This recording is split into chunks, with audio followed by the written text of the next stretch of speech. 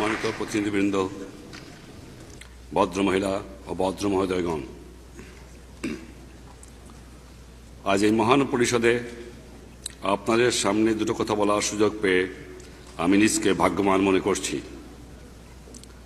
মানব জাতির এই পার্লামেন্টে বাংলাদেশের ৬৭ কোটি মানুষ প্রতিনিধিত্ব লাভ করায় আপনাদের মধ্যে যে গভীর সন্তোষের ভাব আমি লক্ষ্য করেছি, আমিও তার অংশীদার। বাঙালি জাতির জন্য এটা এক ঐতিহাসিক মুহূর্ত, কারণ তার আত্মনিয়ন্ত্রণের অধিকার অর্জনের সংগ্রাম আজ বিরাট সাফল্য দ্বারা চিহ্নিত। একটি স্বাধীন দেশের স্বাধীন নাগরিক হিসাবে মুক্ত সম্মানজনক জীবনযাপনের অধিকার অর্জনের জন্য বাঙালি জাতি